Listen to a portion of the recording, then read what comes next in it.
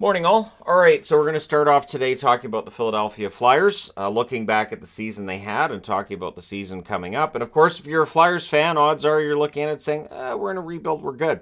There are a lot of teams that seem to be in rebuilds right now, don't they? So the Philadelphia Flyers finished this last season 31, 38, and 13. 26th overall. The expectation is they probably won't be much better this year, although they're getting a couple of key guys back and that could help them get some more goals as well as could help them defensively. So their goals scored per game definitely needs some work, 2.68 per game. Their goals against per game, same thing, 3.37. And then you get into the special teams and the numbers just don't get better. 15.6% on the power play. You have to be higher than that. Penalty kill, 74.7%. So trouble scoring and keeping the puck out of their net. Kind of the storyline for the Philadelphia Flyers over the last couple of years. And the last time they made the playoffs was 2020. That was also the last time they won a round over Montreal. Montreal is a team that's in the midst of a rebuild as well. And it's odd because for me, being old and all that, I remember Philadelphia and Montreal, the idea of them missing the playoffs seemed odd. And yet in recent years, both teams have found ways to miss the playoffs relatively regularly, and both of them being in rebuilds now. The last time the Flyers won the Cup was 1975. So while there's a lot of remarks about 1967 with the Leafs, that 1975 for the Flyers is really starting to get kind of loud. We're getting near the 50-year mark since they won a Stanley Cup, and that was the Broad Street Bullies era. It was a back-to-back Stanley Cup win. They've been in the finals plenty of times since then. They haven't been able to get over the top. So Danny Briere will be trying to build a team that can get over the top and win them a championship. So their cap space is a little bit deceptive, $2,967,905. Now, if you go to Cap Friendly, it'll give you the number for LTIR eligible, and it includes Couturier and Atkinson. Those players should be back this season, so that less than $3 million is likely accurate. But also, Morgan Frost is a restricted free agent. I would expect him to sign a bridge deal, but maybe he's holding out for something they're not willing to offer. At any rate, he's currently a restricted free agent. That will lead to, I would say, minimum $2 million of that almost $3 million in cap space they have. So they don't really have cap space. Their top five scorers from this past season, Travis Konechny, 60 games, 31 goals, 30 assists, 61 points. Very, very good producer. Just needs to stay healthy this coming season. Kevin Hayes, who's moved on, eventually moved on. The trade that kind of had to be made twice. 81 games, 18 goals, 36 assists, 54 points. And of course, the initial trade of Hayes to St. Louis was kibosh because Torrey Krug wouldn't waive his no-trade clause to go to Philadelphia. Owen Tippett, 77 games, 27 goals, 22 assists, 49 points. I think Tippett's capable of 30 goals and 50-plus points. We'll see what he does this season. The aforementioned Morgan Frost, 81 games, 19 goals, 27 assists, 46 points. Frost's capable of more than that as well, and my guess is he wants to be paid for what he thinks he can do, and the team wants to pay for what he's done. Scott Laughton, 78 games, 18 goals, 25 assists, 43 points. Laughton can have some consistency issues, but again, this Philadelphia team has had that all the way throughout last season. I think Laughton can hit 20 to 25 goals. We'll see what he does this year. And then you get into the goaltending, and the goaltending when you're looking at the Philadelphia Flyers is fascinating. There are those who will claim that Carter Hart's the problem. They've got to get rid of Carter Hart. Carter Hart, I say this as somebody who watches as much hockey as possible, Hart's not really the problem, but his record in 55 games, 22, 23, and 10, 907 save percentage. So the numbers are a little bit below average. However, I didn't see Hart as being the problem. Ersson actually turned out to be pretty decent. 12 games, a 6-3 record, 899 save percentage. I think he was better than that save percentage. And I wouldn't be surprised to see him get some starts this year. Sandstrom played 20 games, a record of 3-12-3, 880 save percentage. And I remember some Flyers fans when they'd see Sandstrom was in the net saying, but why? But I don't know if Sandstrom was necessarily bad. I can't say he was really good either. But this was a team that wasn't in the playoffs. And you've got to see what you have in net. So I totally understood why Sandstrom was in there. That being said, I do think Ersson probably going to be above Sandstrom in the order of things, but there's also Peterson to continue. If Peterson can have a bounce back year, the net gets a little more complicated. So their hits leader was Nick Delorier, 306 hits. The Hockey News also named him the toughest player in the league. I'm not going to argue because I don't want Delorier showing up at my door. So yeah, 306 hits, and he can definitely drop the mitts as well. Blocked shots, Nick Seeler with 161 leads the way amongst returning players. Seeler, depth defenseman, but yeah, he shot blocks. For the most posts hit, Owen Tippett hit 7. So nobody in the double-digit range in Philadelphia with posts being hit, but hitting the net was an issue for the Flyers in general this past season. For the next one for the Flyers, I'm going with Michkov, the draft pick from this year that, of course, could have gone earlier if not for the uncertainty surrounding Russian players at this point. I think he probably would have gone sooner, although the rumor was the interviews didn't necessarily go well. That's been something that's been said of him for over a year now, that, the interview process. But either way, if you come over and you can play, interviews get forgotten pretty quickly. For fantasy sleeper, I'm going with Forster. He played 8 games last season. He had 7 points.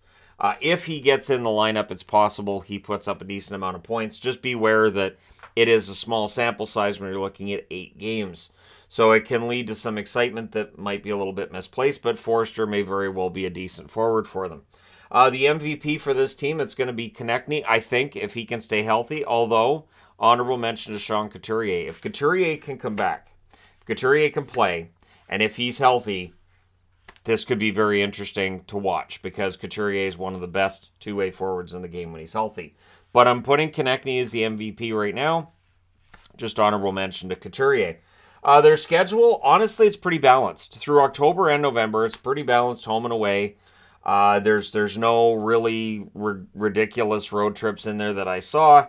And so I think the schedule is fair to the Philadelphia Flyers. It's just they're not likely to be a team above the playoff line this season, although Tortorella's going to try. So the channel vote, 1%, slipped up and accidentally hit first or second. That's the only way I can put it, because I don't know how you can argue them first or second in the division. I'm sure some will try. 3% believe they'll finish third or fourth. 19% believe they'll finish 5th or 6th in the division. 77% say 7th or 8th. So this past season, they finished at the bottom of the Metro. I have no reason to think they probably don't finish at the bottom of the Metro yet again, but we'll see. Now, the additions and exits. Provorov, of course, was traded.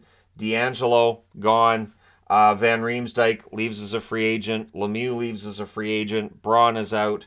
Jackson Cates leaves as a free agent. Willman, Hayes is traded. A lot of guys gone. And then when you look at the additions, Hathaway, good depth toughness there. Paling is a depth player as well. Sean Walker on the blue line. Mark Stahl on the blue line. Victor Mete gives them some depth. And Cal Peterson brought in as a goaltender. And does Peterson end up being part of the battery for this team with Hart? Or does he end up in the AHL? And remember, with Peterson, with that $5 million contract that they have, if they need cap space, waiving Peterson and sending him to the minors is a way to get cap space. So that's one thing that I'm sure Peterson at this point would be aware of, and I'm sure the Flyers are aware of as well. The Flyers are in an interesting position because they've added some depth players here that I don't know how long they're going to be around. Like, will Mark Stahl still be a Flyer after the trade deadline? Sean Walker's another one as well. And Garnet Hathaway seems to be, really genuine in signing with Philadelphia and wanting to be there. But I do understand why in the interviewing process a reporter would ask why. And I get it. I totally get it. Is it a question that you're going to get? I'm not going to say an honest answer because that's the wrong way of looking at it. But are you going to get a full-throated, absolute, completely 100% transparent look behind the scenes when you ask a player, why did you sign there? No. No. So Hathaway's not going to come out and say, well, they offered me the most money, so here I am. He's not going to come out and say, well, it was seemingly the best offer where I'd get to play out of the ones I got. Like, it's just, you're basically left to say, well, I think this team has a chance. And so I do expect from now until the start of the regular season, quotes out of the players on this team saying, hey, we're here to win, and they are. From the coach as well, John Tortorella, saying that, we're not mailing it in this year, and they won't. He showed that last year, but in reality, we know what's going on with the Flyers. So the Couturier and Atkinson returns should put them as into the top 5 scorers for this team easily. Atkinson, and I know there's a history between Atkinson and Tortorella, but if that flares up, I guess they could look to make a trade. But Couturier really is the key out of the two. He is such a solid player, and he plays down the middle, so that would immediately make up for the loss of Kevin Hayes, right? So that's one thing to keep in mind. The additions won't include Couturier and Atkinson because they were members of the Flyers previous, but really it does feel like you're adding 2 new players for free, other than the cap hit, right? So this is year 2 for John Tortorella. I do believe that John Tortorella has softened up as he's gotten older. I think that, and I don't mean that in a negative way at all. I think that he has adapted the way that he coaches for players in the game now, as opposed to the way he coached 10, 20 years ago. And smart coaches do that. You evolve with the game, and I think Tortorella's done that. I also think Tortorella is going to be a part of upper management in Philadelphia sooner rather than later, just based on what we've been seeing, where he does have a lot of say in what's going on with the Flyers organization going forward. So it is Danny Briere's rebuild. It feels like there's a lot more trust and good faith towards Briere than there was towards Fletcher. Not saying that Fletcher necessarily did anything to earn goodwill from the Flyers fans during his tenure, but there's a lot of slack being given to Briere to begin with. I don't know how long that's going to happen. The city of brotherly love can be a tough place.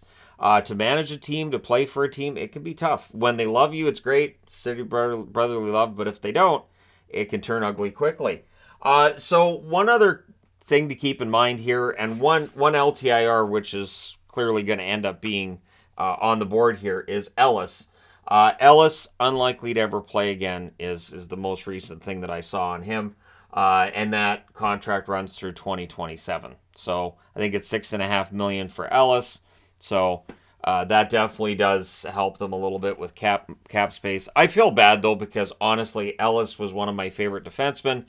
And I really think if Ellis had not been hurt, if he had been able to play the last couple of years, who knows what might have happened with Philadelphia. He is a very good defenseman, and the defense has definitely been an issue for them. I think it's made Carter Hart's numbers look worse. And Ellis is exactly the type of defenseman they would need right now. So 90 through 94 is the last time that the Philadelphia Flyers missed the playoffs for 3 or more seasons. And right now they're at their 3rd season, unlikely to make it for the 4th. That 5-year period, that is the longest stretch that the Flyers have ever missed the playoffs. And back in the early 90s when that happened, that was kind of a big deal. They acquired Lindros, which I think hurt them short term with their lineup because they traded basically everybody for Lindros. But the reality was that at the time, it was just, this was unacceptable. The Flyers can't be outside of the playoffs. It's different, of course. You had 16 out of 21 teams making the playoffs in 1990. By 94, it was 16 out of 24.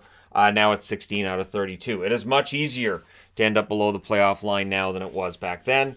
But still, it is something to see with the Philadelphia Flyers just not having a very good team and going into a rebuild. Because even back through 90 through 94, it never really felt fully like a rebuild. It just felt like things weren't working out their way until all of a sudden in the mid-90s, it caught on.